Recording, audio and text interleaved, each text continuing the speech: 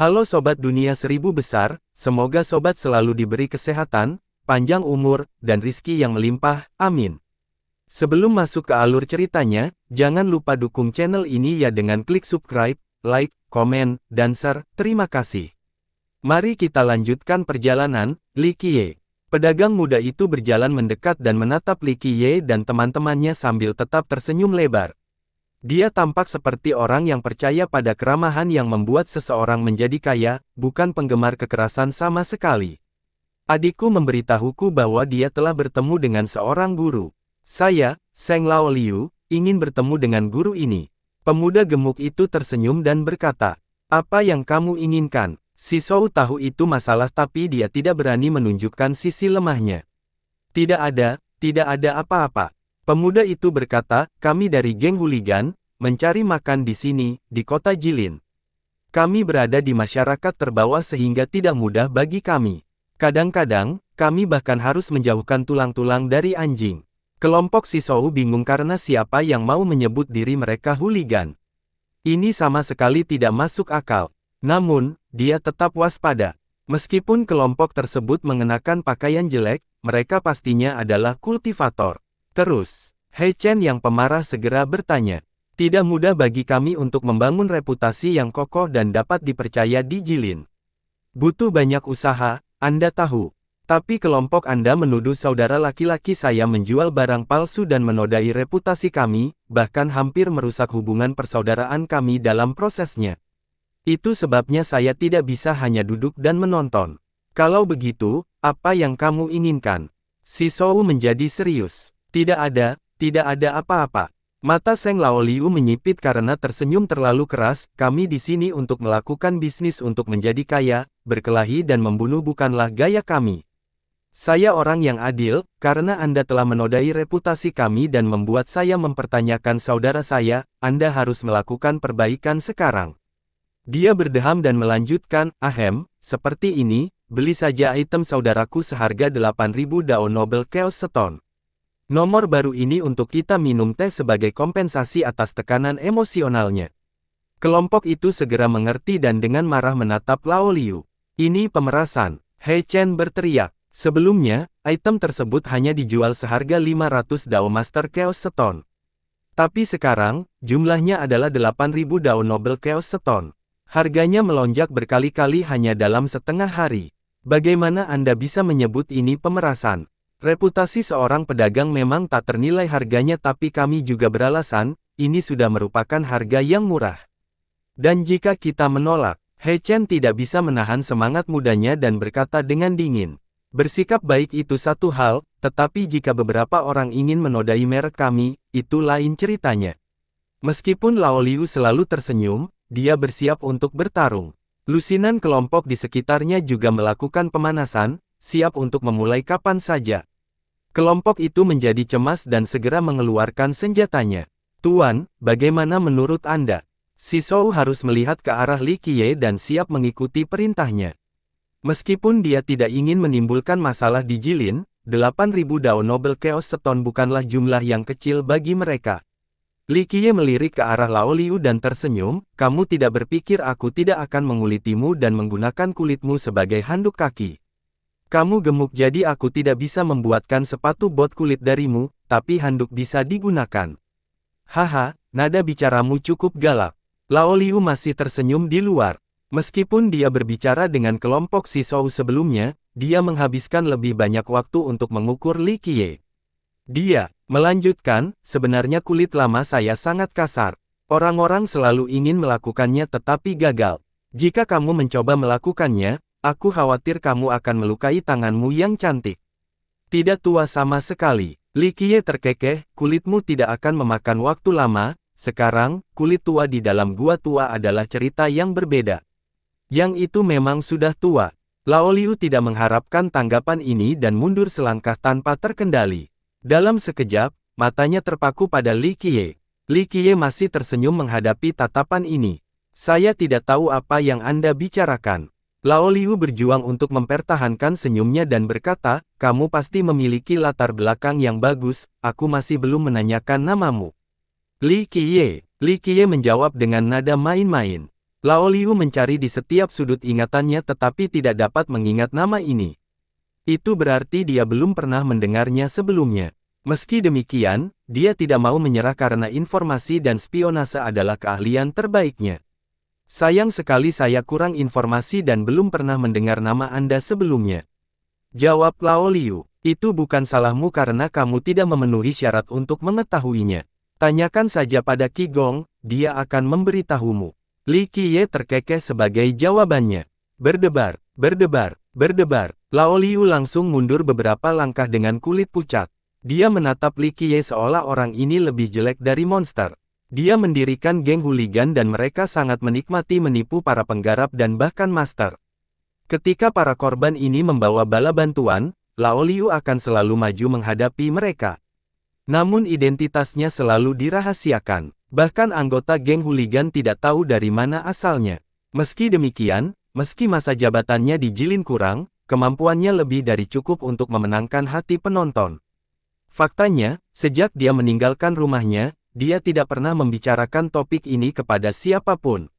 Namun, Li Qiye mampu mengenalinya dan bahkan menyebut nama mengerikan yang hanya diketahui oleh sedikit orang.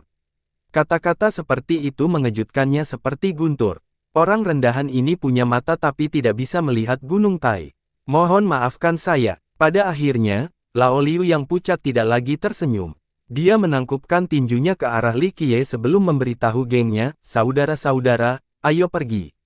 Dengan itu, dia berbalik dan pergi, tidak berani berlama-lama setengah detik lagi. Murid-muridnya juga bingung tetapi mereka tidak berani bertanya apapun dan segera lari juga.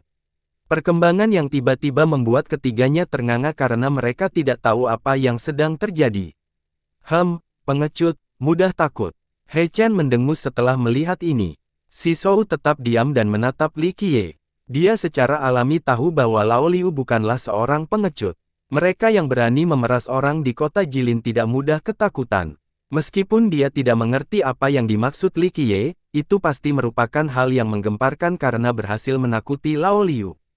Coba pikirkan, membicarakannya saja sudah cukup untuk membuat seseorang lari. Ini sudah cukup untuk membuatnya takut lagi. Makhluk fana di depan ini terlalu menakutkan dan membuat orang lain bergidik tak terkendali. Si tua, menurutmu kamu akan pergi kemana? Tepat ketika kelompok itu hendak pergi, sekelompok lainnya turun dari langit dan segera menghalangi jalan mereka. Kelompok itu dikepung lagi, kali ini oleh unit berseragam yang serasi. Mereka kuat dengan penampilan yang sederhana. Pemimpinnya adalah seorang pemuda yang mengenakan jubah naga bercakar 4. Dia penuh energi kekacauan dan memiliki aura mulia yang menindas. Statusnya yang tinggi terlihat jelas. Wang Xiaotian. Si Shou berseru setelah melihat pemuda itu. Si tua, sepertinya sektemu jauh lebih berani sekarang, tidak hanya berani melukai sang duke tetapi juga memanggilku dengan nama asliku. Pemuda itu sedingin es. Si Shou dikejutkan oleh tatapan dingin pemuda itu. Shen Xiaoshan dan He Chen juga terkejut karena pemuda ini adalah putra mahkota tepi barat. Putra mahkota cukup cakap dan kejam. Posisinya diperoleh dengan darah dan prestasi dan dia hampir sama kuatnya dengan nenek moyang dari tepi barat sekarang. Dia sendiri yang bisa menghancurkan seluruh sagu. Itu sebabnya si Shou sangat ketakutan saat ini. Liang Yiheng datang ke Jilin bersama Wang Xiaotian. Setelah wajah Yiheng hancur, para murid membawanya menemui putra mahkota mereka. Wang Xiaotian bukanlah pemandangan yang menyakitkan mata, setidaknya bagi ketiganya dari pohon sagu, karena dia jauh lebih kuat daripada Liang Yiheng. Jadi sekarang, si Shou merasa tidak yakin setelah dikepung oleh Xiaotian dan anak buahnya. Dia melirik ke arah Li Qiye lagi dan melihat pria itu masih berdiri di sana dengan tenang seolah tidak terjadi apa-apa. Ini adalah obat mujarab yang menenangkan dan membuat si Shou menguatkan dirinya untuk berkata, "Yang mulia, ini semua adalah kesalahpahaman." Tentu saja, dia tahu bahwa kesalahpahaman bukanlah alasan untuk menghancurkan wajah Yiheng. Namun, hanya itu yang bisa dia katakan. Mereka sudah menunggangi harimau tersebut dan tidak bisa turun. Ditambah lagi, pilihan lainnya adalah menjauhkan diri dari Li Qiye dan ini mungkin bukan pilihan yang bijaksana. Kesalahpahaman, ini jawabanmu. Kilatan menyalakan melintas di mata Xiao Tian tetapi dia tidak menunjukkan tanda-tanda kemarahan dan menjawab dengan dingin, jika sekte Anda ingin terus berjalan, ikuti saya sekarang juga. Kita akan menyelesaikannya. Dia menatap kelompok itu dan Li Qiye. Dia telah menerima beberapa berita tentang pohon sagu serta upaya Tis Huweng baru-baru ini untuk mengikuti ujian klan Jilin agar bisa naik jabatan. Itu sebabnya dia menaruh begitu banyak perhatian pada Li Qiye. Baiklah. Si Shou bergidik sebelum tersenyum kecut, Yang Mulia, saya sedang ada urusan penting, saya khawatir ini agak merepotkan. Dia tahu bahwa jika dia pergi bersama Xiao Tian, dia harus berhenti berpikir untuk kembali hidup-hidup. Ini hanyalah tipu muslihat agar mereka meninggalkan Jilin. Saat mereka keluar, Xiao Tian akan langsung membunuh mereka, atau lebih buruk lagi, penyiksaan paling keji sebelum membuat mereka menghilang sepenuhnya. Yi Heng adalah orang kepercayaan Xiao Tian sehingga lelaki itu tidak akan membiarkan hal ini terjadi begitu saja. Si tua, kamu perlu tahu bahwa bersekongkol melawan seorang duke adalah kejahatan yang serius. Bisakah sektemu memikulnya? Xiao Tian menjadi sangat mengesankan. Dia tidak hanya ingin membunuh kelompok ini tetapi juga seluruh pohon sagu untuk dijadikan contoh bagi mereka. Namun, ia rela membiarkan ketiganya bertahan saat ini karena mereka akan menjadi bukti dan pembenarannya untuk menghancurkan sagu. Seorang tetua dari pohon sagu menyakiti seorang bangsawan dari negaranya. Ini merupakan alasan yang cukup bagi mereka untuk menghancurkan sagu dengan keadilan di pihak mereka. Tentu saja, dia juga merasa khawatir. Ini Jilin, bukan tepi barat. Dia tidak ingin menjadi sombong di tempat ini. Jika dia menangkap atau membunuh kelompok di Jilin, klan pasti akan mendengarnya. Ini tidak cukup memberi kesan pada Jilin. Jika Jilin tidak senang, mereka juga dapat mengerahkan kekuatan mereka untuk dengan mudah menjangkau tepi barat. Oleh karena itu, dia berusaha mengajak kelompok Si Shou pergi bersamanya. Si Shou mengetahui rencana Xiao Tian jadi dia tidak bisa pergi bersama pria itu. Bagaimana caranya? Satu-satunya cara untuk melawan tepi barat adalah mendoakan keberhasilan kakak seniornya dalam negosiasi. Sayangnya, bahaya ada di hadapannya tetapi dia tidak berdaya karena dia bukan tandingan Xiao Tian. Dia hanya bisa mengandalkan Li Qiye dan berharap pria itu mampu menghindari krisis ini. Namun, Li Qiye hanya berdiri di sana sambil tersenyum tipis. Saat rombongan Si Shou sampai di jalan buntu, suara gerobak yang menggelinding tiba-tiba terdengar di gang, didorong oleh 8 orang yang berpakaian seperti pelayan dan pedagang. Gerobak tersebut memuat tumpukan barang dagangan sehingga cukup berat sehingga menimbulkan pola zigzag saat bergerak. Pindahkan, pindahkan, kita tidak bisa berhenti. Salah satu bius berteriak. Gerobak itu bergerak semakin cepat dan semakin cepat menuju kelompok Li Qiye. Seorang ahli di sebelah Wang Xiao Tian mengulurkan tangan sebelum menghentikan kereta. Terlalu mudah bagi seorang pandai seperti dia untuk menghentikan hal seperti ini. Suara membaik. Tepat ketika kereta dihentikan, 8 pria itu menerjang ke depan ke arah kelompok Xiao Tian seperti binatang buas. Gemuruh. Para ahlinya dijepit ke tanah oleh orang-orang ini.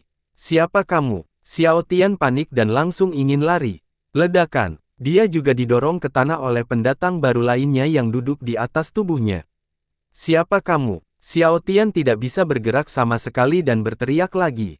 Ayahmu. Orang yang menahannya tertawa dan berkata, Bang. Xiao Tian pingsan bersama semua ahli yang menyertainya. Dalam waktu singkat, mereka sudah tiba di tanah. Perkembangan ini mengejutkan kelompok Si Shou. Orang yang datang entah dari mana untuk menjatuhkan Xiao Tian telah melarikan diri sebelumnya. Tentu saja itu adalah Seng Laoliu.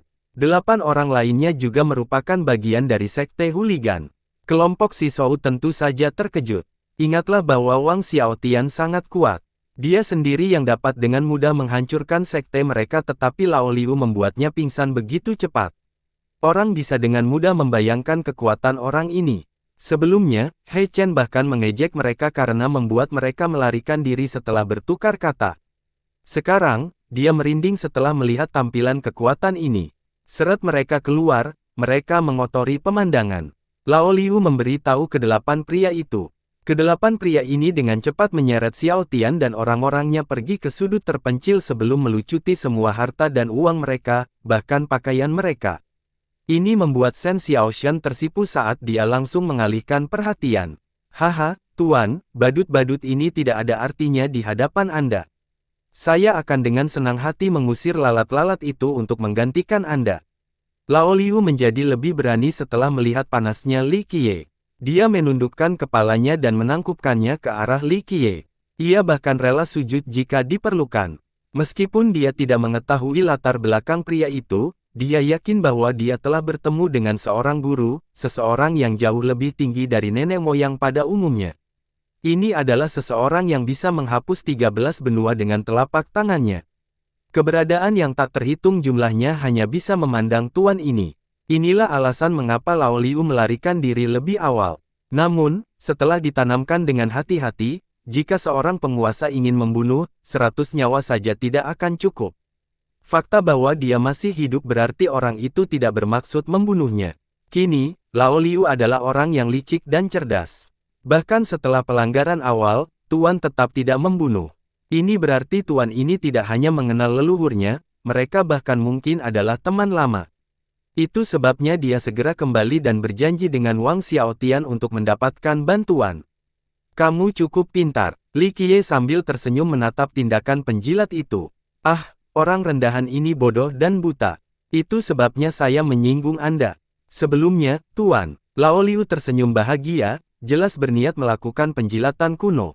Li Qiye dengan lembut resolusinya, sungguh menyia-nyiakan konstitusi besarmu, membuang-buang waktumu untuk bermain-main seperti ini daripada menghancurkannya. Lao Liu memaksakan senyum setelah mendengar ini. Dia memiliki bakat luar biasa, garis keturunan yang luar biasa, dan latar belakang yang mengejutkan, tetapi dia memilih untuk tidak menjadi seorang jenius yang terkenal.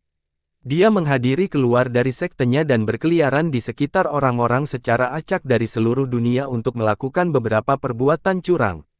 Tentu saja, ini bukan berarti dia orang jahat. Dia hanya menikmati naik turunnya dunia biasa. Pergilah, aku tidak akan menemanimu. Li Qiye mewakili lengan bajunya dan berkata dengan datar, jika aku melihat Qi Gong nanti, aku akan memberikan kata-kata yang baik untukmu. Terima kasih, Pak. Lao Liu terkejut setelah mendengarnya dan segera bersujud. Dia tahu bahwa ini adalah hadiah yang tidak akan diterima orang lain. Katakan saja jika kamu membutuhkan orang rendahan ini di masa depan untuk melakukan apapun. Dia berkata, kamu orang yang pintar, aku akan puas saat aku membutuhkanmu. Li Qiye terkekeh sebagai penjelasannya. Seng Lao Liu yakin bahwa Li Qiye adalah seseorang dengan tingkat penguasaan yang dapat menggemparkan dunia. Orang lain tidak akan cukup beruntung untuk bertemu orang seperti dia, jadi ini adalah keberuntungan seumur hidup. Pahala yang diterimanya merupakan akumulasi perbuatan baik dari 3 kehidupan sebelumnya. Itu sebabnya dia menunjukkan kesopanan dan pergi dengan gembira alih-alih terus mengganggu Li Qiye. Sementara itu, Si Shou diam-diam memikirkan dan merasa bahwa Lao Liu melakukannya jauh lebih baik daripada mereka. Pada saat ini, dia menyadari bahwa Li Qiye bahkan lebih menakutkan daripada yang dia bayangkan. Lao Liu menyadari hal ini dan segera menempel di paha pria itu. Meskipun kakak seniornya menghargai bakat, dia tidak memahami semuanya dan hanya berpikir bahwa Li Qiye adalah seorang sarjana yang luar biasa. Setelah menghabiskan beberapa hari berikutnya bersama Li Qiye, Si Shou mengetahui bahwa Li Qiye adalah sesuatu yang lebih dari itu. Si Shou mengerti bahwa Li Qiye tidak peduli dengan pohon sagu. Pria itu melakukan ini hanya karena kakak seniornya menghormatinya. Sekte tersebut tidak akan mendapatkan hadiah seperti yang Lao Liu dapatkan sekarang. Si Shou menghela nafas dan menerima kehidupan mereka yang ditakdirkan untuk menjadi biasa-biasa saja. Jika mereka meninggalkan postur tinggi mereka sejak dini, mungkin mereka akan mampu memenangkan hati Li Qiye. Tapi sekarang, dia tidak peduli pada mereka. He Chen tidak berani mengatakan apapun sebelumnya. Kesombongan dan rasa superioritasnya yang sebelumnya, setidaknya di hadapan manusia, telah hilang sejak seseorang seperti Lao Liu bersujud langsung pada Li Qiye. Shen Xiaoshan tidak banyak berpikir saat dia menatap Li Qiye. Pria ini lebih luar biasa dari siapapun dan dia merasa bangga karenanya. Oke, ayo kita lihat apakah kita bisa membeli barang bagus lainnya. Li Qiye tersenyum bebas dan memimpin kelompok itu keluar dari gang. Pasar Barat adalah distrik dunia terbesar di Jilin. Itu sebenarnya adalah kotanya sendiri dengan bangunan-bangunan yang membentang sepanjang 100 mil. Toko-toko berjejer satu demi satu tanpa terlihat. Segala jenis toko tersedia di tempat ini. Bahkan ada pepatah populer, jika seseorang tidak dapat membeli sesuatu yang mereka inginkan di barat, itu berarti mereka tidak memiliki cukup batu kekacauan. Mulai dari barang-barang pinggir jalan yang paling murah hingga buku manual yang harganya sangat mahal, asalkan ada cukup batu kekacauan. Ada terlalu banyak harta karun di pasar yang luas ini. Uang dan sumber daya selalu mengalir setiap hari, cukup untuk membuat mata orang merah. Tidak ada yang berani membuat masalah di sekitar wilayah ini, apalagi dengan transaksi paksa, karena Jilin adalah pendukung utama kawasan ekonomi ini. Menimbulkan masalah di sini sama saja dengan mengganggu arus keuangan Jilin. Kenyataannya tidak terbayangkan. Begitu kelompok itu sampai di sini, He Chen dan Shen Xiaoshan tercengang dengan pemandangan itu. Pemuda yang belum berpengalaman seperti mereka belum pernah ke Western sebelumnya pada kunjungan mereka sebelumnya. Segala jenis emosi membuat mereka tegang. Barang dagangan yang mempesona merupakan pemandangan yang luar biasa untuk dilihat. Orang-orang memerlukan waktu untuk menenangkan diri pada kunjungan pertama mereka. Mereka yang berasal dari sekte yang lebih lemah akhirnya akan menyadari betapa kecilnya rumah mereka dan juga kekurangan sumber daya. Tidaklah berlebihan untuk mengatakan bahwa satu toko di barat lebih kaya daripada sebuah sekte kecil. Beberapa bahkan memiliki barang-barang dari Kaisar Agung sebagai sorotan. Bayangkan saja, beberapa negara bahkan tidak bisa memiliki satu pun harta milik pemerintahan, tidak seperti toko-toko di sini. Melihatnya dari sudut yang berbeda, orang akan melihat betapa kuatnya klan Jilin. Bagaimanapun, ia memiliki 3 raja abadi dan 2 yang masih hidup. Kekuatan-kekuatan besar biasa jauh lebih rendah jika dibandingkan. Saat berjalan di jalanan dengan harta karun dan melepaskan yang indah ini, He Chen dan Shen Xiaoshan tidak bisa menjanjikan muka bahkan jika mereka ingin berkomunikasi seperti orang biasa. Apa yang kita lakukan di sini? Untuk membeli beberapa harta karun. Xiaoshan diam-diam bertanya pada Li Qiye tanpa rasa percaya diri. Dia adalah kakak perempuan pertama di pohon sagu dan memiliki lebih banyak sumber daya dibandingkan rekan-rekannya. Di sekte kecil, dia bisa dianggap gadis kaya. Namun, dia menyadari betapa kecilnya tabungannya setelah datang ke sini dan merasa seolah-olah dia adalah orang termiskin di antara yang miskin. Ditambah lagi, fakta bahwa Li Qiye tidak punya uang, bahkan satu pun batu kekacauan, membuatnya semakin penakut. Dia berencana menggunakan tabungan hidupnya untuk membeli apapun yang dia butuhkan tapi itu masih jauh dari cukup di tempat ini. Kami akan melihat sekeliling untuk melihat apakah ada sesuatu yang layak dibeli. Li Qiye terkekeh sebagai penjelasannya. Selama jutaan tahun sekarang, dia sudah terbiasa menemukan harta karun. Bukan hanya karena visinya yang tajam tetapi juga karena pengetahuannya yang luas. Tempat rumit seperti ini adalah tempat terbaik untuk berburu harta karun. Dia merasa seolah-olah dia adalah seekor ikan yang kembali ke laut di barat, perasaan yang sangat familiar. Sementara itu, teman-temannya akhirnya menyerahkan harta karun berwarna-warni itu setelah berjuang panjang karena tidak mampu membeli apapun. Akhirnya, mereka berhasil sampai ke pegadaian dengan papan tua bertulisan horizontal di atasnya bertuliskan, Tokoji. Bukan rahasia lagi kalau pasar barat didukung oleh klan Jilin. Jadi, nama toko ini berarti toko tersebut dibuka oleh klan Jilin atau memiliki hubungan baik dengan mereka. Toko itu besar tanpa ujung yang terlihat dan jauh lebih mewah dibandingkan dengan kabinet kerajaan yang lebih mirip tempat sampah. Harta karun itu ditata dengan baik di atas meja. Beberapa memancarkan cahaya dan himne abadi. Aroma obat juga meresap jauh di udara. Para pekerja di toko itu mondar-mandir untuk melayani pelanggan mereka yang ada di sini untuk mencari harta karun langka atau untuk menggadaikan barang kesayangan mereka. Mereka terdiri dari orang-orang besar seperti master sekte atau bangsawan dan menikmati perlakuan terbaik. Tentu saja, beberapa juga merupakan petani yang merasa malu untuk sementara waktu. Mereka ada di sini untuk menggadaikan pusaka mereka. Tidak semua barang di sini memiliki harga selangit. Ada beberapa barang dagangan biasa di toko-toko ini tetapi para petani yang lebih lemah bahkan tidak berani masuk karena mereka sudah terintimidasi. Kelompok ini menarik banyak perhatian. Bagaimanapun juga, semua orang dapat melihat bahwa Li Qiye pada dasarnya adalah seorang manusia fana sementara teman-temannya berasal dari sekte yang lemah. Tentu saja kehadiran mereka di toko mewah ini akan membuat orang lain terbelalak. Biasanya, sangat sulit bagi kelompok Sisou untuk bertemu dengan raja dan ketua sekte. Dengan demikian, semua yang dikumpulkannya membuat rombongan itu dengan gugup menundukkan kepala seperti pengantin di hari pernikahan mereka. Mereka terlihat sangat tidak wajar mengikuti di belakang Li Qiye dan tidak tahu apa yang harus dilakukan dengan tangan mereka. Mereka tidak berani berlari atau bahkan berbicara. Ini adalah pertama kalinya mereka mengunjungi toko tingkat ini. Sebaliknya, Li Qiye merasa sangat nyaman dan beta saat dia berjalan-jalan di toko. Pelanggan ini hanya melihat sekilas sebelum kembali ke bisnisnya. Bagaimanapun, kelompok ini hanyalah sekelompok karakter yang tidak penting. Meskipun demikian, para pekerja di sini masih memperlakukan kelompok Li Qiye dengan ramah meskipun latar belakang mereka tampak sederhana. Bagaimanapun, mereka ada di sini untuk berbisnis. Uang adalah tujuan utama mereka. Li Qiye memang sangat aneh seperti manusia biasa yang mengajak 3 orang penggarap berbelanja. Penggarap ketiga tampak seperti pengantin muda yang mengikuti di belakangnya. Kurangnya pengalaman mereka terlihat jelas di wajah mereka. Manusia fana ini justru sebaliknya, ia melangkah dengan percaya diri terlepas dari lokasinya dan membingungkan semua orang. Ini mungkin makhluk fana paling ganas yang pernah dilihat orang-orang di sini.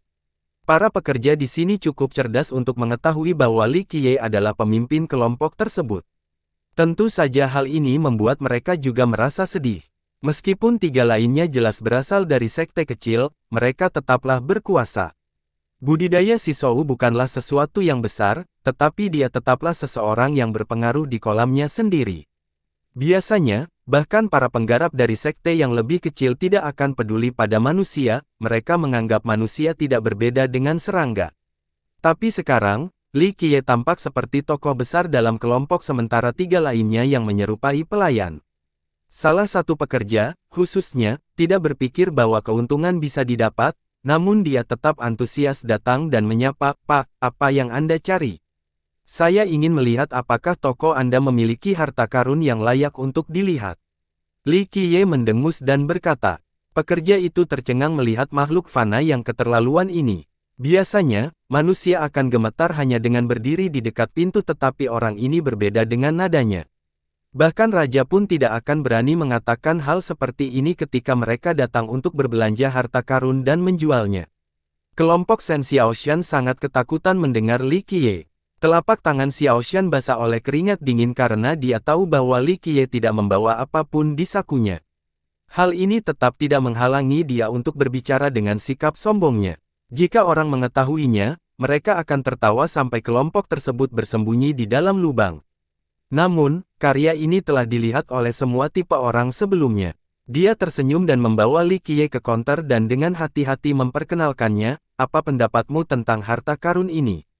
Armor fleksibel Lionton ini adalah armor tingkat Dao King.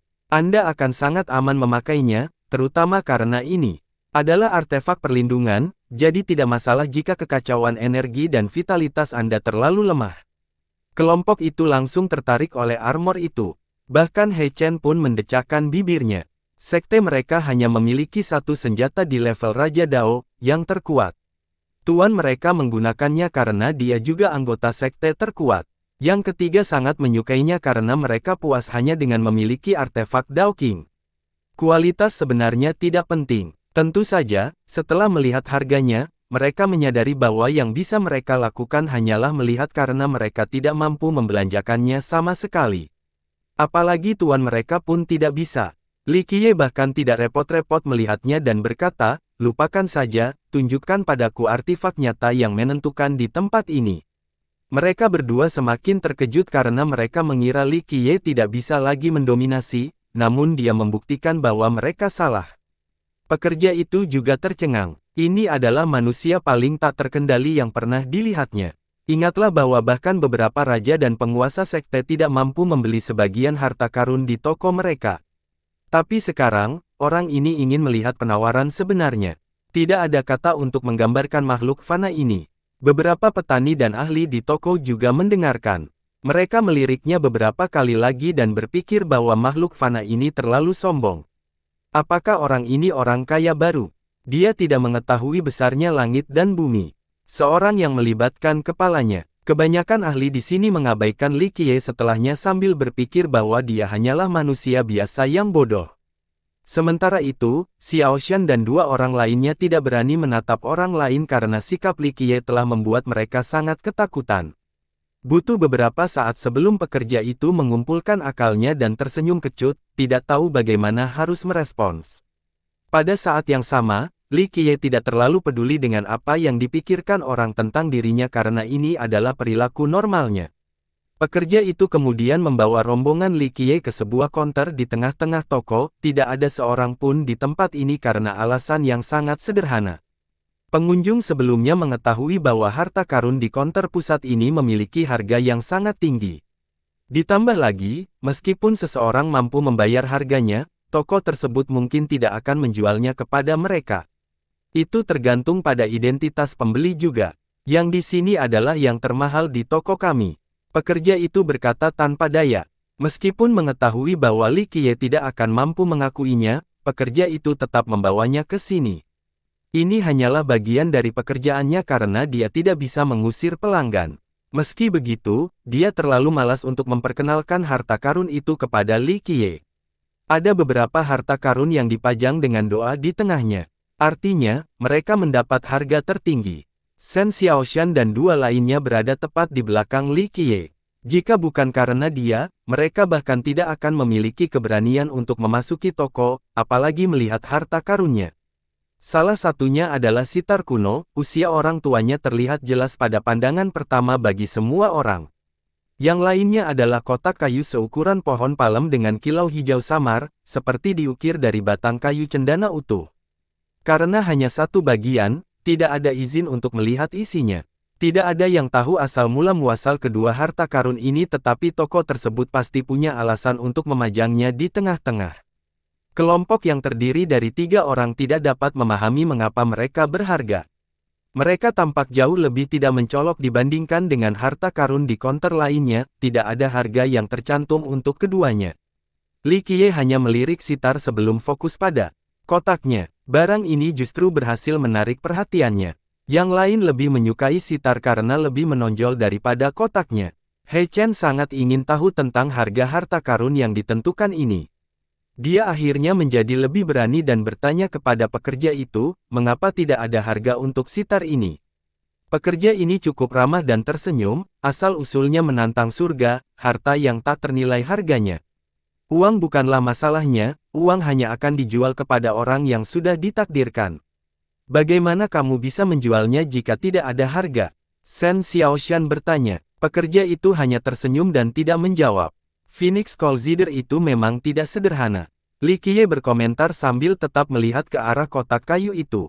Setelah mendengarkan Li Qiye, He Chen menjadi berani dan buru-buru bertanya, bagaimana cerita sitar ini? Untuk beberapa alasan yang tidak diketahui, kelompok tersebut merasa lebih percaya diri setiap kali Li Qiye berbicara. Dengan dia sebagai pendukungnya, mereka merasa bisa melalui apapun. Sementara itu, Li Qiye masih memandangi kotak kayu itu sepanjang waktu seolah-olah itu adalah wanita tercantik di dunia.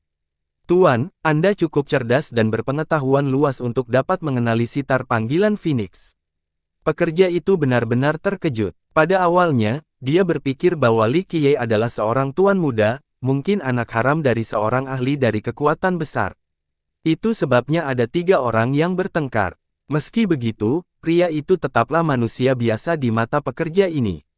Bahkan jika dia tidak memandang rendah Li Qiye, dia tetap tidak menganggap pria itu terlalu serius. Ini hanyalah pelanggan biasa. Oleh karena itu, dia menjadi terkejut melihat manusia seperti Li Qiye dengan mudah mengungkapkan nama sitar tersebut. Banyak raja dan ketua sekte bahkan tidak mengenali sitar, apalagi mengetahui namanya. Li Qiye tampak menyendiri karena fokusnya yang tak berkedip di kotak kayu itu.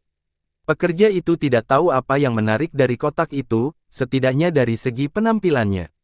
Setelah beberapa saat, Li Qiye mengalihkan pandangan dan akhirnya melihat ke arah sitar. Sitar khusus ini memang merupakan barang yang bagus dan masuk akal untuk menyebut sebagai harta yang tak ternilai harganya. Namun, saat ini pada dasarnya tidak ada gunanya jika kamu memilikinya, sebaiknya gunakan saja sebagai ayu bakar. Ketiganya menjadi pucat karena ketakutan. Ingat bahwa ini adalah salah satu dari dua harta paling berharga di toko tapi sekarang, Li Qiye menyebutnya tidak berguna. Itu adalah penyampaian terang-terangan terhadap toko seolah-olah dia ingin menimbulkan masalah. Dalam skenario yang lebih serius, pemilik toko akan berjuang sampai mati untuk mempertahankan reputasinya. Pekerja terkejut dengan tanggapan ini. Dia berubah menjadi tegas dan berkata dengan dingin, "Tuan, seseorang boleh makan apa saja tetapi harus berhati-hati dengan kata-kata yang keluar. Kesuksesan toko kami selalu berkat reputasi emas kami. Toko Anda memang memiliki reputasi yang baik." Li Qiye mengabaikan sikap pekerja itu dan berkata dengan datar, "Tanpa melodi Phoenix, sitar tidak ada gunanya. Hanya dengan melodinya sitar akan menjadi berharga dan tak tertandingi.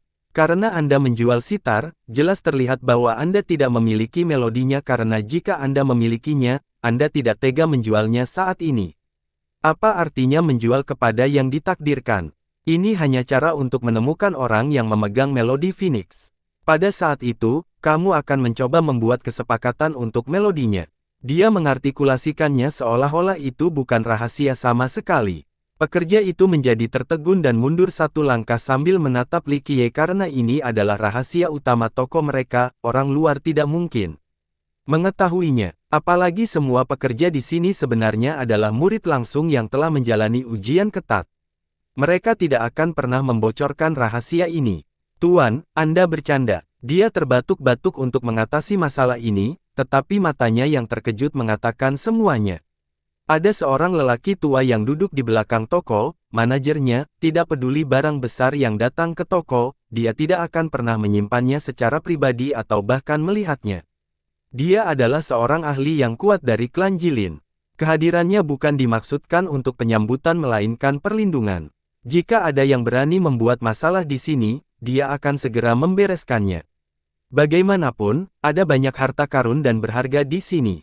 Toko seperti itu membutuhkan kehadiran master sejati untuk menghindari masalah yang tidak diinginkan. Dia segera membuka matanya setelah mendengar Li Qiye berbicara tentang sitar dan melodi. Dia memfokuskan pemuda itu ke waktu yang lama. Li Qiye tidak peduli dan melihat kembali ke kotak itu, "Berapa harga kotak kayu ini?" Pekerja itu sadar kembali dan buru-buru berkata, "Tuan, baiklah, kami sedang memajang kotak kayu ini untuk seorang teman." Orang-orang tersebut menginginkan kerajaan tingkat kerajaan. Bisa dari ras apapun. Sikap pekerja menjadi semakin antusias dan penuh hormat, bukan hanya karena profesinya saja. Dia tidak mengetahui kotak kayu khusus ini karena klan lain meminta mereka untuk menjualnya. Klan ini memiliki hubungan baik dengan toko mereka. Kotak itu merupakan warisan klan sejak zaman kuno. Namun, tuan klan tidak tahu tentang asal-muasal kotak itu dan mengapa kotak itu berharga. Meski begitu, mereka terus mewariskannya kepada keturunannya. Rumor mengatakan bahwa ini sudah menjadi tradisi pada masa pendiri negara mereka. Kepala keluarga ini memberitahu anak-anaknya bahwa kotak itu sangat berharga dan diperuntukkan bagi mereka yang ditakdirkan. Hanya orang terpilih yang tahu cara membuka kotak ini. Namun, tidak ada keturunannya yang tahu cara membukanya sehingga klan tidak mengetahui isi di dalamnya. Seiring berjalannya waktu, klan tersebut mengalami kemunduran, terutama pada generasi ini. Oleh karena itu, mereka tidak punya pilihan selain menjual kotak kayu ini dengan ketidakseimbangan gulungan pertahanan tingkat pemerintahan. Mereka ingin menggunakan hukum pemerintahan jenis ini untuk bangkit kembali. Ketika kotak itu sampai di toko, bahkan leluhur terkuat dan paling berpengetahuan di sini tidak tahu mengapa kotak ini begitu berharga.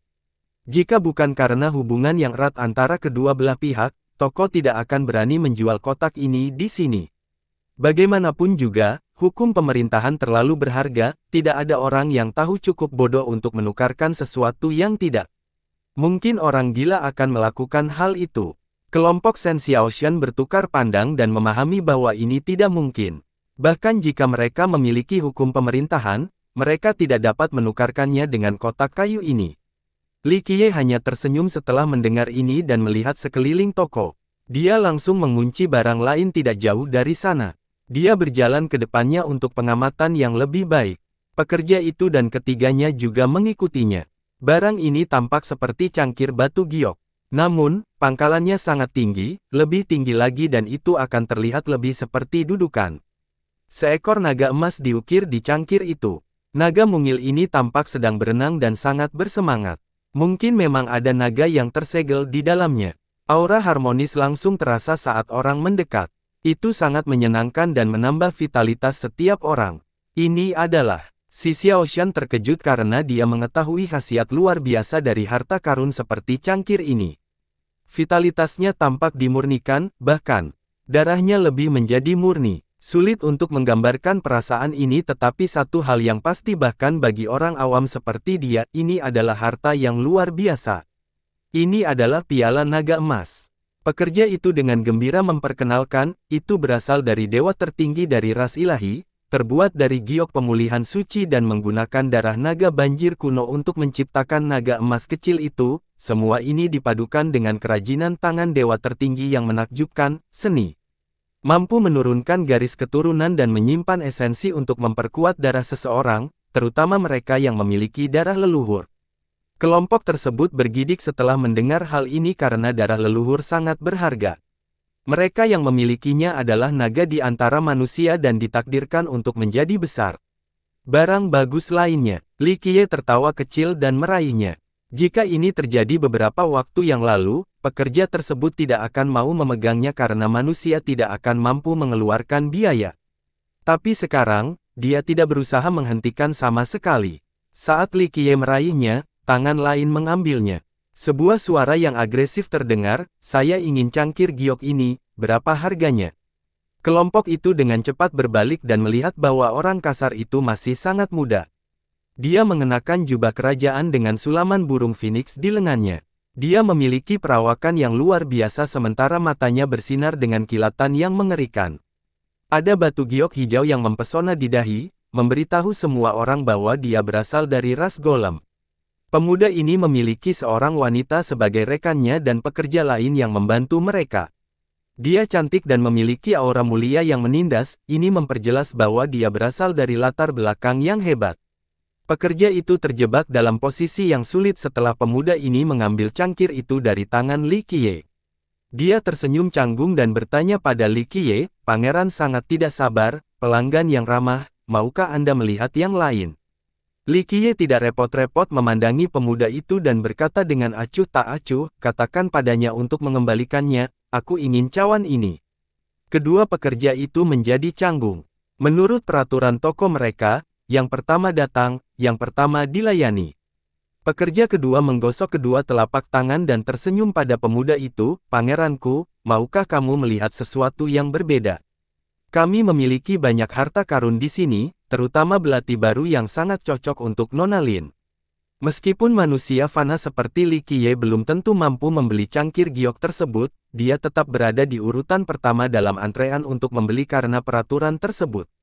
"Tidak, aku ingin cawan ini, yang bisa mencerminkan garis keturunan, cocok untuk adikku.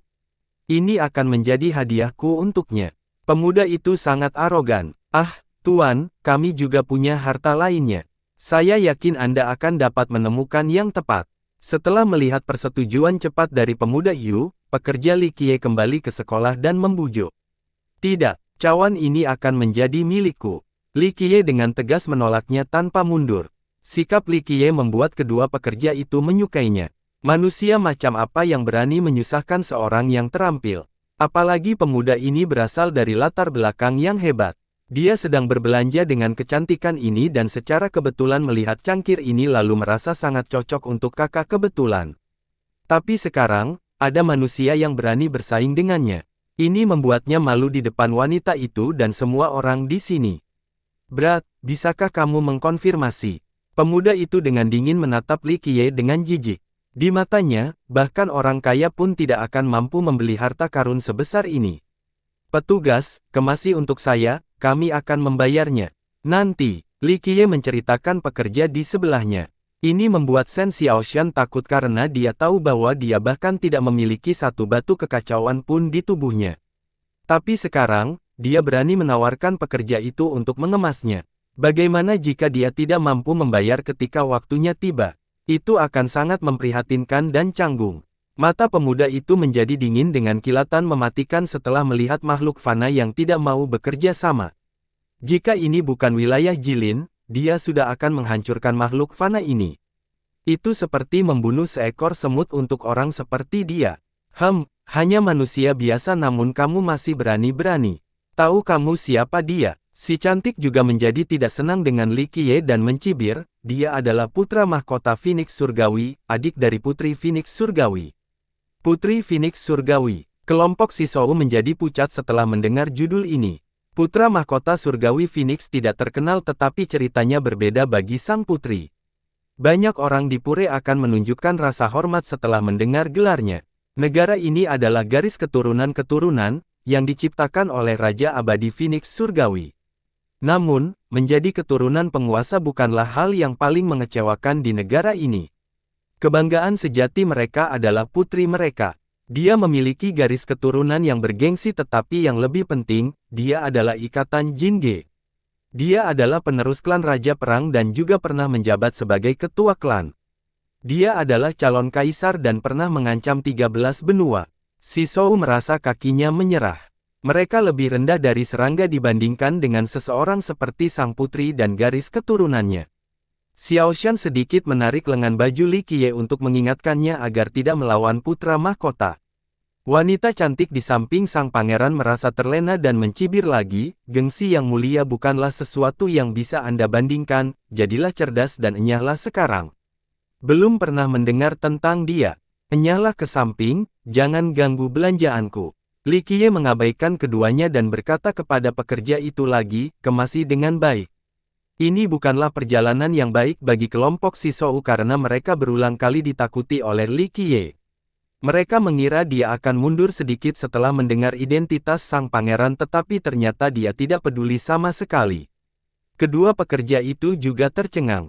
Ini mungkin manusia paling agresif dan mendominasi yang pernah mereka temui, bahkan sampai meneriaki putra mahkota Phoenix Surgawi. Ekspresi sang pangeran berubah jelek setelah diperlakukan dengan hina di depan umum oleh makhluk fana ini. Jika bukan karena rasionalitasnya yang mencegahnya membunuh di toko Jilin, dia pasti sudah menghancurkan semut ini sejak lama. Petugas, ini kartu saya. Dia mengeluarkan kartu VIP yang terbuat dari emas dan menyerahkannya kepada pekerja di sebelahnya. Pekerja di sebelahnya terkejut melihat kartu ini. Status sang pangeran saja tidak cukup untuk menikmati kartu VIP emas ini. Itu pasti milik ayahnya. Dia menerima kartu itu dan meminta maaf dengan tulus kepada Li Qiye, pelanggan yang terhormat, pangeran adalah tamu kami yang terhormat dan memiliki prioritas pembelian. Sang pangeran menjadi tenang setelah mendengar ini dan bersinar, hanya manusia fana, secercah cahaya yang berani bersaing dengan bulan yang bersinar. Pangeran biasanya tidak mau bersaing dengan manusia biasa. Namun, jika dia tidak melepaskan amarahnya pada hari ini, dia tidak akan bisa menyelamatkan mukanya sebagai putra mahkota seluruh negara, bukan, garis keturunan kekuasaan. Jika dia tidak bisa mengalahkan manusia setingkat pun, itu akan menunjukkan ketidakmampuannya. Benarkah? Li Qiye dengan bebas menjawab dengan beralih ke kotak kayu itu. Lagi, keluarlah sekarang dan aku akan menunjukkan belas kasihan tanpa membunuhmu. Sang pangeran hampir muntah darah setelah melihat makhluk fana ini masih sombong seperti biasanya dan berteriak. Kelompok Sisou benar-benar ketakutan kali ini oleh teriakan pangeran. Ingatlah bahwa hanya Tang saja yang dapat menghancurkan sagu. Ini bahkan sebelum berbicara tentang kakak perempuan dan kakak iparnya. Sisou hampir jatuh ke tanah karena ketakutan. Xiaoshan menarik lengan baju Li Qiye lagi, memberi isyarat agar dia berhenti. Li Qiye mengabaikan ini dan dengan santainya mendekati sitar dengan tangan. Sebuah suara terdengar. Tiba-tiba, auman burung Phoenix menggema dengan sitar menjadi cerah. Namun, hal itu dengan cepat menghilang seolah itu hanya kebetulan. Kedua pekerja itu benar-benar terpana dengan kejadian ini. Sementara itu, manajer yang terkejut itu segera bangkit dan berjalan mendekati Li Qiye. Dia menangkupkannya dan berkata, "Tuan, Anda adalah seorang master. Kehadiran Anda mencerahkan tempat tinggal kami yang sederhana. Ini bos kami." Pekerja itu diam-diam memperkenalkan. "Jadi begitu, saya di sini untuk membeli beberapa mainan di toko Anda." Li Qiye berkata dengan santai. Para pekerja terkejut dengan sikapnya. Ingatlah bahwa bahkan raja dan ketua sekte pun tidak akan diterima oleh manajer mereka. Mereka bahkan akan sujud ketika berbicara dengannya, namun Li Qiye memperlakukannya dengan sangat remeh. Manajer segera mengambil cangkir batu giok dan berkata kepada pangeran, "Pangeranku, aturan toko adalah yang pertama datang, yang pertama dilayani.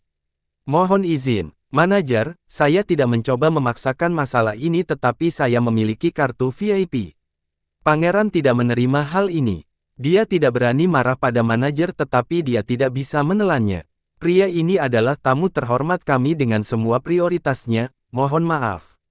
Manajer itu berkata dengan serius. Oleh karena itu, manajer tua itu memerintahkan seorang pekerja untuk mengambil belati dan memberikannya kepada wanita di sebelahnya. Harganya cukup mahal jadi dia sangat menyukainya. Meskipun demikian, sang pangeran masih marah pada Li Qiye dan pasti akan membunuh jika ini bukan toko jilin. Manajer itu menggunakan kedua tangannya dan mengangkat cangkir batu giok itu ke arah Li Qiye dan berkata, "Ini adalah tanda kecil dari niat baik kami, mohon terimalah, Tuan." Peristiwa ini semakin mengejutkan kelompok Sisou dan merampas kata-kata mereka. Bahkan sebelum menyebutkan sikap hormat sang manajer, pria itu sebenarnya telah memberikan cangkir batu giok yang mahal ini kepada Li Qiye.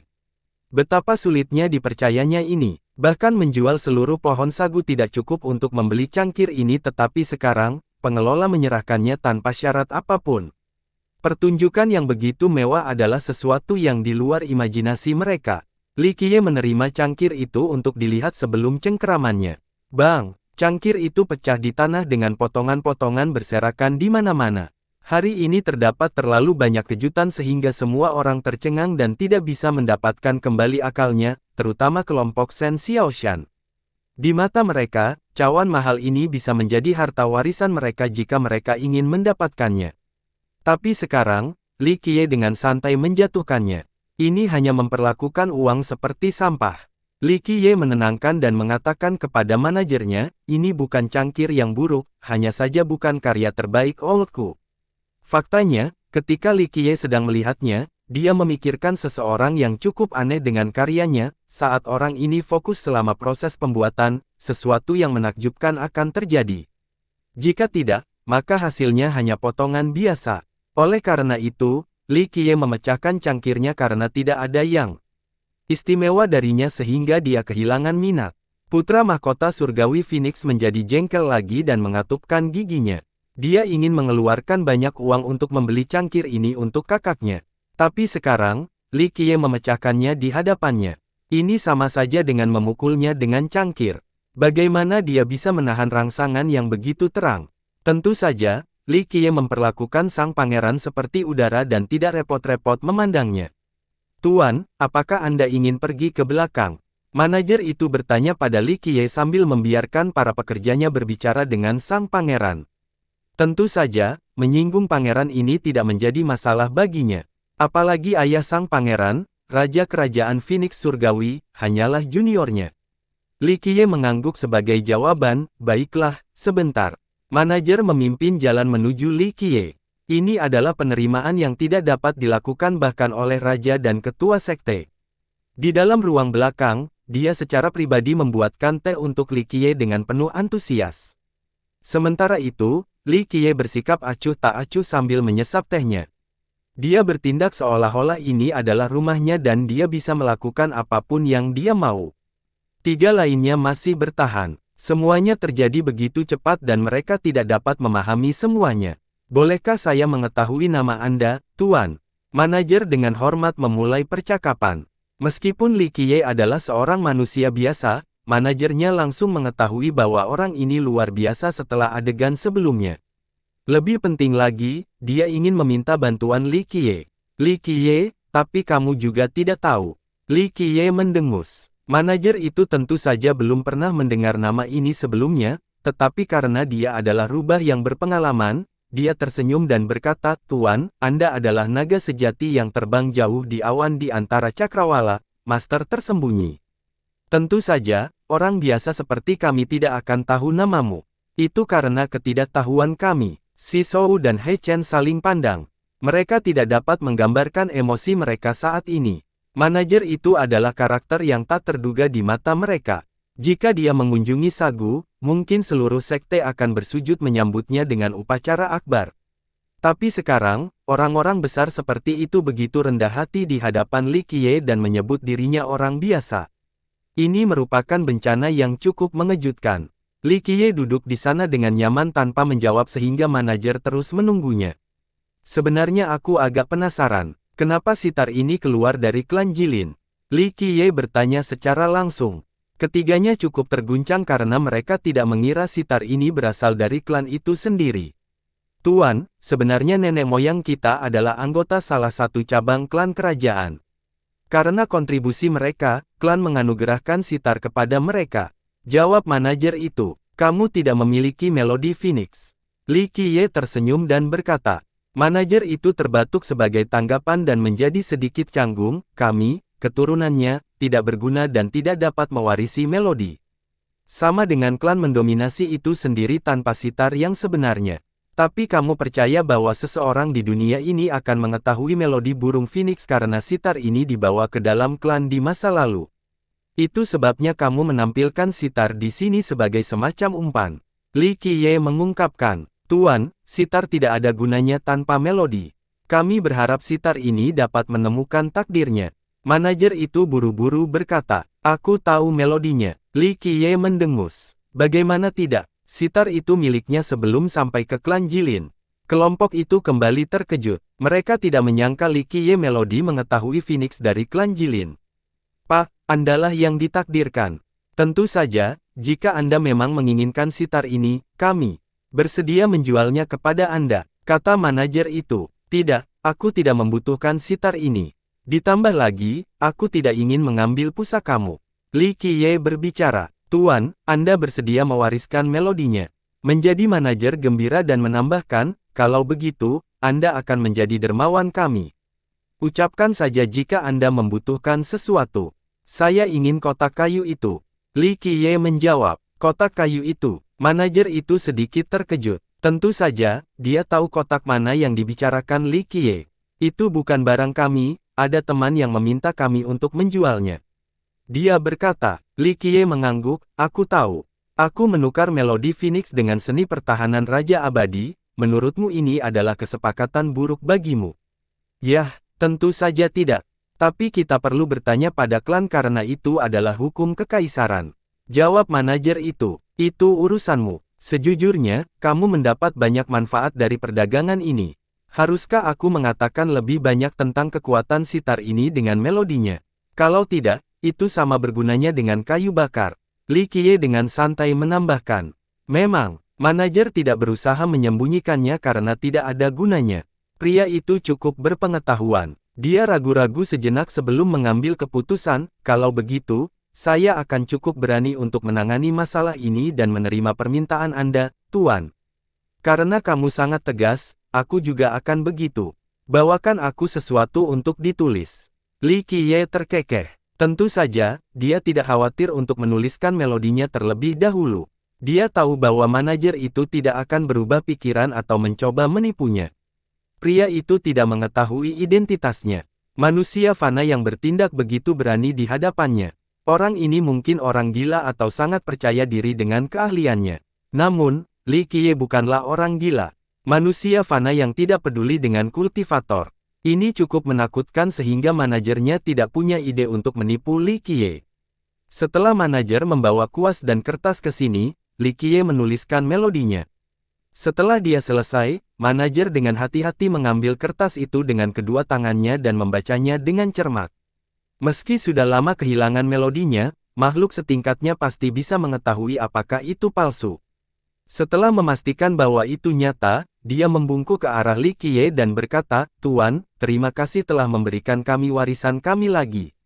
Orang lain kemungkinan besar akan mempertahankan melodi tersebut karena kombinasi sitar dan melodinya cukup dahsyat dan berharga.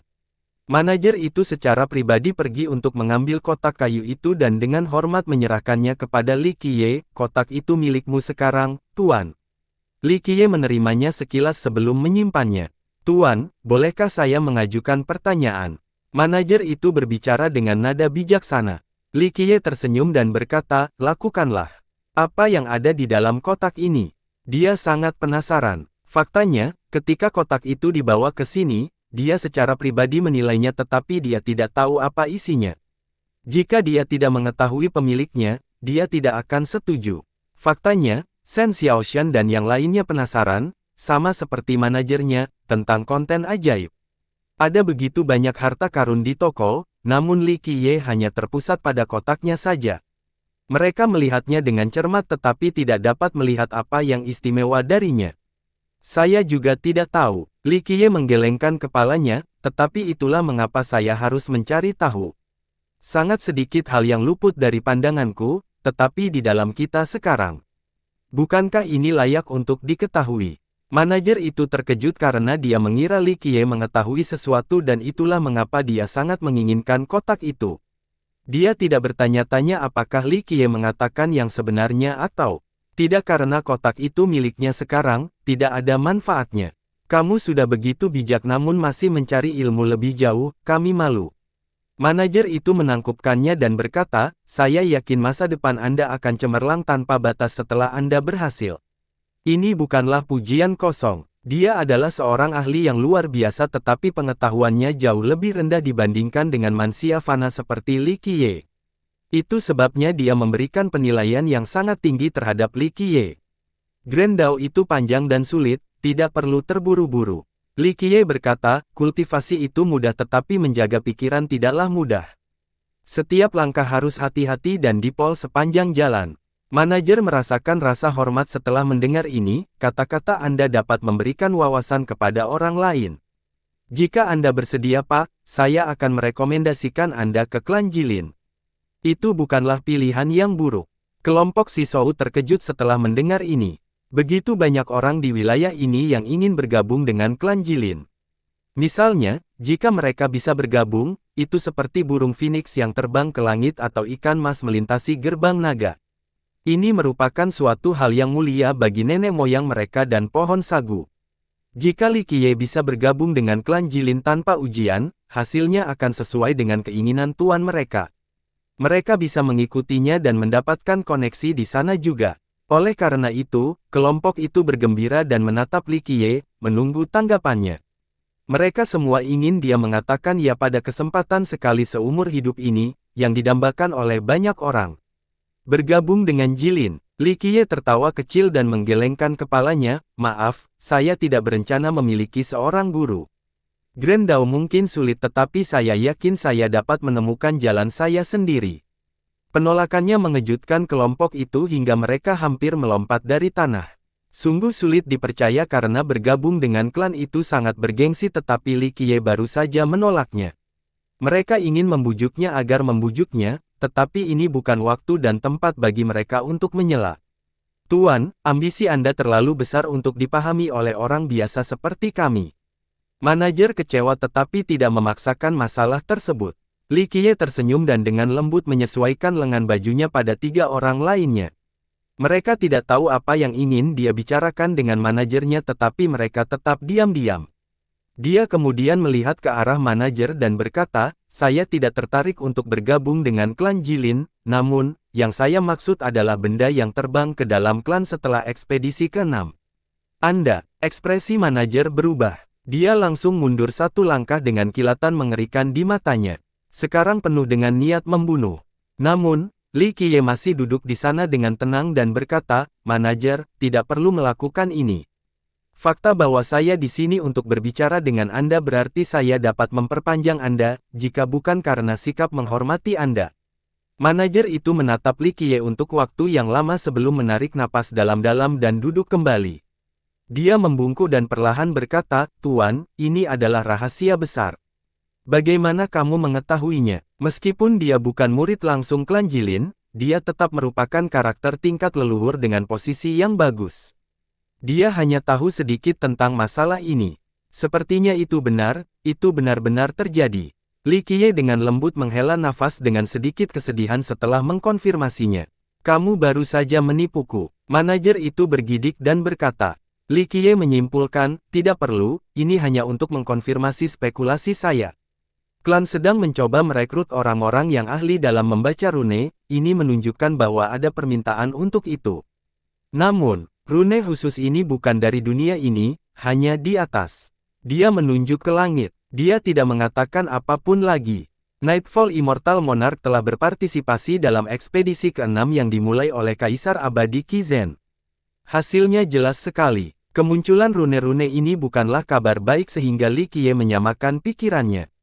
Tuan, Anda seperti makhluk abadi di dunia ini dalam hal pengetahuan. Manajer itu terkejut melihat manusia terpelajar ini. Orang-orang tidak akan pernah bisa mengejar ketinggalan dan sekte akan senang memilikinya meskipun dia menyukainya. Klan memilikinya tetapi tidak dapat memahaminya.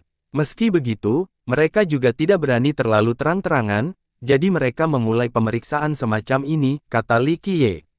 Kita tidak seharusnya membicarakan hal ini terlalu banyak.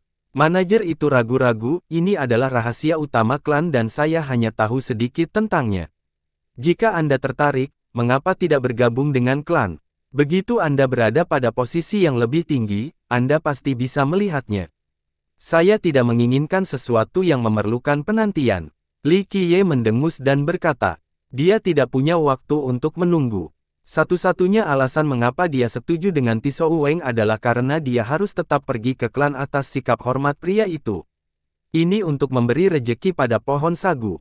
Manajer itu menghela nafas kecewa. Dia benar-benar ingin merekrut talenta hebat ini tetapi tidak berani memaksakan masalah tersebut. Meskipun Li Qiye adalah seorang manusia fana, dia tidak bisa melihat ke dalam dirinya sehingga diperlukan kewaspadaan tertentu. Ditambah lagi, seperti yang dikatakan Li Qiye, jika pria itu berani bertindak sombong di tempat ini, itu menunjukkan bahwa dia tidak takut pada siapapun. Memprovokasi orang seperti itu sangatlah tidak bijaksana. Manajer pribadi mengirim Li Qiye pergi ketika dia meninggalkan toko dengan sikap yang tulus. Pada saat yang sama, dia juga dengan murah hati memberikan 3 kartu VIP kepada grup Shen Xiaoshan. Kelompok tersebut teringat ketika mereka memegang kartu dan merasa bahwa ini adalah mimpi. Cerita lain apakah mereka mampu membeli harta karun di sini atau tidak. Namun, karakter kecil seperti mereka tidak memenuhi syarat untuk memiliki kartu tersebut. Hanya raja dan penguasa sekte yang memiliki hak istimewa ini. Misalnya, bahkan putra mahkota Phoenix Surgawi tidak dapat memperolehnya sehingga dia terpaksa menggunakan milik ayahnya. Tentu saja, mereka sadar bahwa manajernya melakukannya karena Li Qiye. Ayo, kita berangkat ke bengkel batu sekarang. Li Qiye menyela penjelasan mereka. Mereka sadar kembali dan segera mengikuti tepat di belakangnya. Meski tidak bisa melihat menembus Li Qiye, mereka yakin jika mereka bisa mengandalkannya, gunung besar ini, maka itu akan sangat bermanfaat. Batu adalah toko bahan dao terbesar di pasar barat. Terlalu banyak jenis bahan yang melimpah di tempat ini, yang merupakan lokasi favorit untuk cocok ditanam. Semua orang ingin menemukan harta karun seperti jenis material dao yang tepat yang dapat menghasilkan janin dao tertinggi. Ketika seseorang masuk ke dalam bengkel, mereka akan terpesona oleh tumpukan material. Bahkan perbendaharaan banyak negara besar tidak bisa dibandingkan dengan ini. Kelompok Shen Xiaoshan sangat terguncang oleh banyaknya materi di sini. Sekolah mereka juga menyimpan beberapa materi dao tetapi tidak sebanding bahkan untuk sudut kecil tempat ini. Sisou menjadi emosional setelah melihat ini dan berpikir bahwa garis keturunan kerajaan terlalu beruntung. Jika mereka punya akses terhadap sumber daya ini, mereka pasti sudah melesat menuju kejayaan. Materi dao sangat penting di 13 benua. Semua petani berteriak karena diperlukan senjata dan harta. Artefak di dunia, berbeda dengan artefak di dunia ke-9. Besarnya yang ada di sini dibuat dengan menggabungkan dao janin dan logam mulia. Sedangkan janin dao lahir dalam materi dao. Janin-janin ini diciptakan oleh alam, biasanya berada di dalam kerikil misterius atau sisa-sisa binatang. Mereka memiliki energi dan kekacauan primordial di atas hukum Grand Dao. Senjata asli membutuhkan janin Dao ini. Hanya dengan begitu mereka dapat menggunakan kekuatan Grand Dao dan kekacauan primordial. Kalau tidak, itu hanya akan menjadi baja dingin seperti senjata fana. Janin-janin ini sebenarnya memberi kehidupan pada senjata tersebut. Penyebab paling umum dari kelahiran janin ini adalah ketika langit dan mengalirnya bumi bersama. Saat itulah hukum Grand Dao akan muncul. Bisa jadi di dalam rawa atau pohon, saat itulah janin akan tercipta. Biasanya, asal-usul janin akan memainkan peran besar dalam menentukan hasil senjata tersebut. Karena seseorang tidak dapat melihat ke dalam materi Dao terlepas dari kekuatan dan melihat surganya, tidak ada yang tahu jenis janin apa yang ada di dalamnya. Itu sebabnya pembukaan materi tersebut menjadi salah satu bentuk hiburan atau perjudian di 13 benua. Bengkel batu tidak hanya menjual material dan janin. Sumber pendapatan utama mereka adalah perjudian. Pengunjung dapat bertaruh di antara mereka sendiri atau melawan lokakarya. Kelompok tersebut melihat para pembudidaya dari seluruh dunia memilih bahan Dao. Beberapa orang berteriak seperti penjudi yang kecanduan, tidak lagi peduli dengan citra mereka sendiri sebagai bangsawan dan tuan. Seorang pekerja segera mendekati kelompok tersebut dan dengan antusias berkata, "Tuan, apakah Anda di sini untuk mengambil beberapa bahan atau untuk berjudi?" Li Qiye tersenyum menjawab, "Tokomu tidak cukup untuk membayar jika aku berjudi." Dapat dipahami bahwa pekerja tersebut terkejut dengan penjelasannya. Ingatlah bahwa toko mereka memiliki penilai paling cemerlang di Jilin atau bahkan di seluruh Pure, tidak ada yang berani membangun tentang mengalahkan mereka. Meskipun demikian, pekerja tersebut tetap berkata dengan hormat, "Kalau begitu silakan lihat materi Dao, beritahu saya jika Anda menemukan sesuatu yang Anda sukai."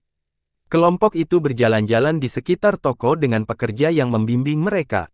Tentu saja, Li Qiye adalah satu-satunya orang yang benar-benar melihatnya. Terlalu banyak item di sini. Beberapa batu berukuran sebesar kepalan tangan, sementara yang lain sebesar gunung. Apalagi bentuknya juga bervariasi, logam adalah hal biasa, sedangkan logam langka terbuat dari tulang punggung naga banjir. Tentu saja, mereka dipisahkan ke dalam level yang berbeda dengan kisaran harga yang bervariasi. Yang termurah sangat terjangkau bahkan bagi para petani muda. Mengenai yang paling mahal, bahkan Master Sekte pun tidak bisa berkata-kata. Di luar material saja, ada berbagai jenis janin Dao yang telah dikeluarkan seperti janin pedang, janin tombak. Kelompok 3 orang itu berkumpul saat berjalan di belakang Li Qiye. Mereka belum pernah melihat begitu banyak materi Dao sebelumnya dalam hidup mereka. Setelah berjalan-jalan di toko, dia menatap kerangka naga di lantai tengah dan berkata, "Memang ada banyak variasi di sini. Tuan, tolong jangan tertawa, tetapi menurut saya dalam hal jumlah materi Dao, kami pasti berada di posisi 3 teratas di Pure, jika bukan tempat pertama." Pekerja itu dengan bangga berkata sambil menunjuk ke tulang naga di tengah, "Ambil contoh Frost Golden Dragon itu, dia mungkin bukan naga sejati tapi dia memiliki garis keturunan itu. Itu adalah naga tua yang sudah selesai dibangun, kami terletak sangat jauh di Laut Dingin bagian utara. Harmonisasi langit dan bumi telah terjadi pada tulang belakangnya untuk menciptakan janin Dao yang tak bernilai harganya. Tentu saja, tulangnya sendiri juga sangat berharga. Biasanya, uang bukanlah masalah ketika mencoba menemukan salah satu level ini tetapi toko kami mengkhususkan diri dalam mengumpulkan material Dao. Apapun keinginan tamu, kami dapat memuaskan keinginan mereka. Ini adalah kemampuan toko kami yang tidak perlu ditanyakan lagi." Pekerja ini terus-menerus membicarakan tokonya. Tentu saja, itu tidak semuanya menyombongkan diri karena toko tersebut memang mampu melakukan hal tersebut, hanya saja diksinya sedikit berlebihan. Li Qiye hanya tersenyum dan terus menatap tulang punggung naga itu. Seseorang perlu memotong bahannya terlebih dahulu untuk melihat apakah bahannya baik atau buruk. Bahkan naga yang berasal dari naga sejati belum tentu berharga, hanya saja peluang untuk mendapatkan naga yang baik lebih besar. "Mari kita melihat perhiasan putih." Li Qiye menyebarkan dan memberitahu pekerja itu. "Tolong, lewat sini." Pekerja itu langsung menunjukkan kepada Li Qiye dan tidak memandang rendah Li Qiye hanya karena pria itu ingin melihat perhiasan putih. Ada tingkatan pada janin Dao. Level yang lebih tinggi akan menciptakan senjata yang lebih kuat. Jadi, mereka yang mampu berinvestasi akan memilih levelnya yang lebih tinggi.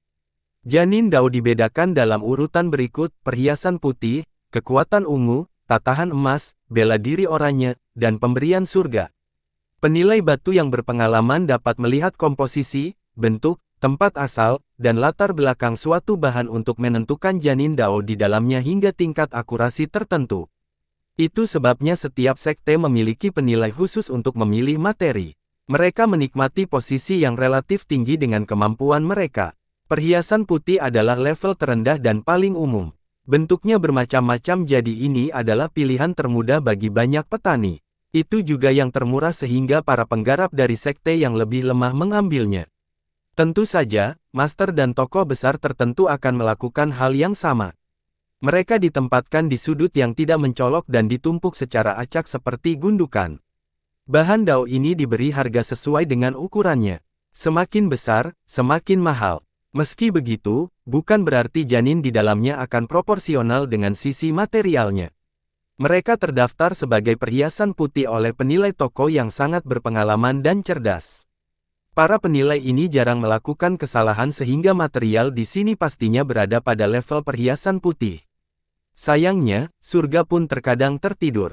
Penilai berpengalaman ini juga bisa saja melakukan kesalahan. Oleh karena itu, bahan yang ditentukan sebagai perhiasan putih dapat mengungkapkan janin pada tingkat bela diri orangnya atau bahkan memberikan surga. Inilah alasan mengapa beberapa penggarap yang rajin datang ke bagian ini untuk memilih perhiasan putih. Jika mereka cukup beruntung, beberapa harta karun dapat ditemukan di sini.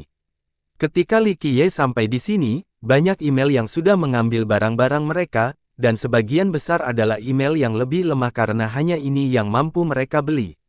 Meskipun toko tersebut biasanya penuh dengan pelanggan, seorang manusia yang ditemani oleh 3 orang penggarap masih merupakan pemandangan yang langka. Mata beberapa petani tertarik pada mereka. Pekerja itu diam-diam berdiri di samping dan menunggu Li Qiye membuat pilihan. Biasanya, para pekerja tidak akan datang ke bagian ini untuk membantu sehingga situasi Li Qiye sangat istimewa. Dia berdiri di depan tumpukan itu dan memulai pengamatannya. Pilih yang kecil, itu semua adalah perhiasan putih. Yang lebih kecil akan lebih murah. Seorang sahabat yang baik hati memberi nasihat. Li Qiye berjalan mondar-mandir dalam pencariannya tetapi tidak berhasil ditumpukan. Perhiasan putih. Oh, bukankah itu makhluk fana yang terkenal itu? Suara tertawa terdengar. Putra mahkota surgawi Phoenix dan kecantikannya datang, mereka mencibir setelah melihat Li Qiye menemukan barang di bagian ini di hadapan semua orang, uangnya tidak cukup. Harus menggunakan bahan perhiasan putih. Jika Anda benar-benar tidak punya uang, beritahu saya. Saya adalah orang yang dermawan dan akan memberikan sebagian kepada manusia yang melamun seperti Anda. Sebagai karakter angkuh dari garis keturunan-keturunan, dia biasanya tidak akan peduli pada manusia tetapi dia masih memiliki dendam dari Jistor. Seorang pangeran seperti dia dirampok hartanya oleh manusia. Bagaimana dia bisa menahan amarahnya?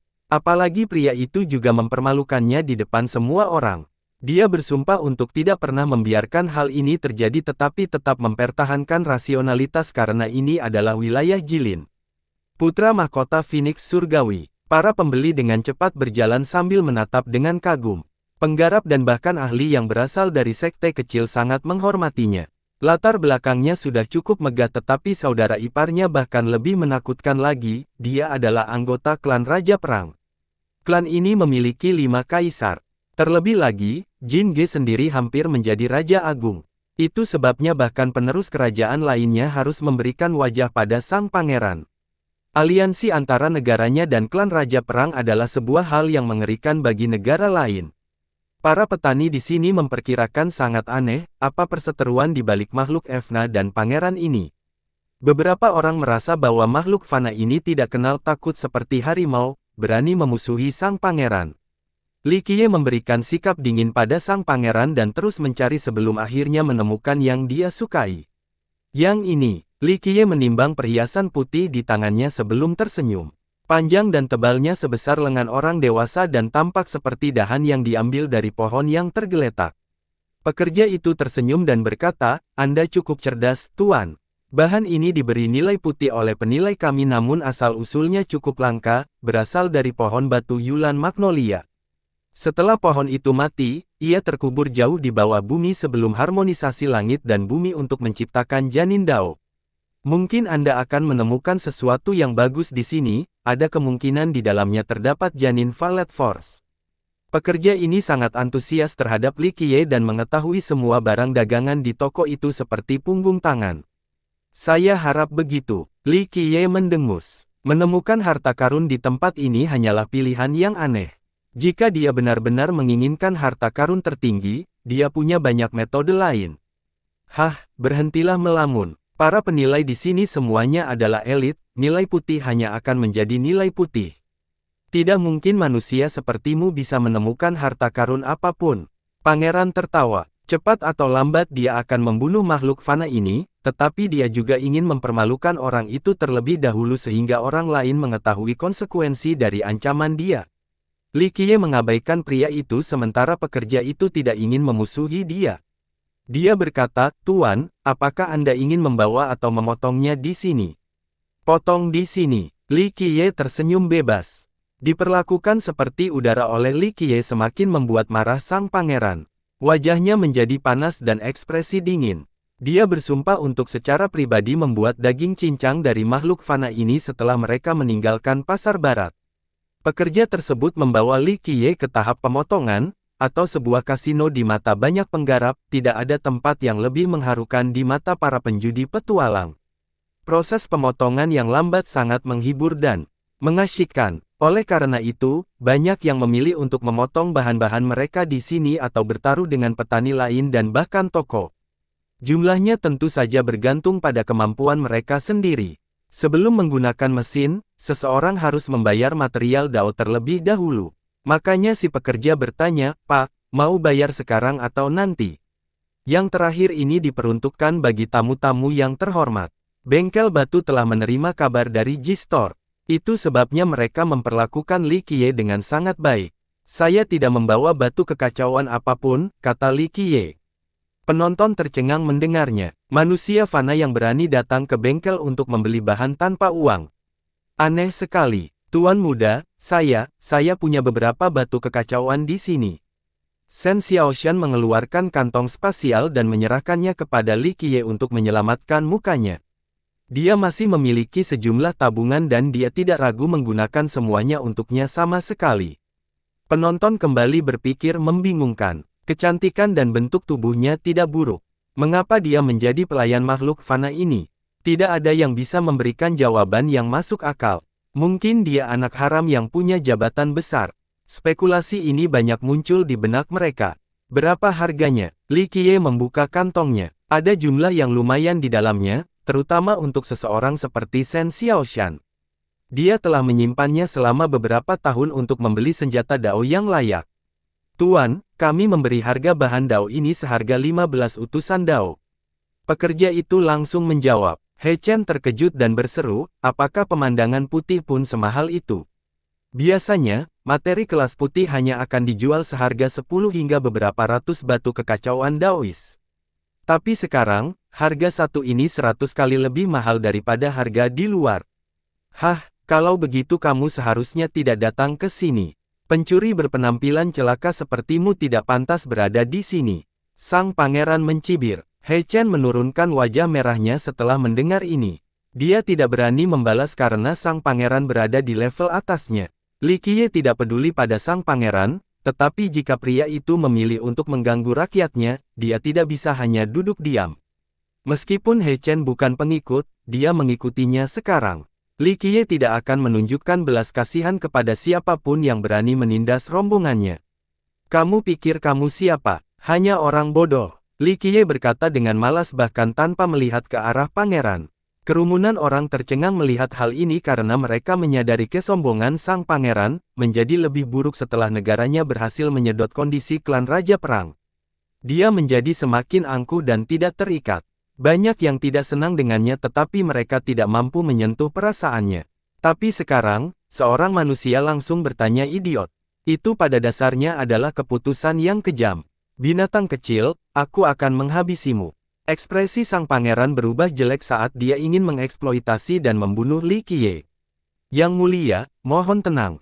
Ini bukan tempat untuk menumpahkan darah." Para pekerja di sana segera berhenti untuk melakukan pembunuhan di dalam bisnis mereka.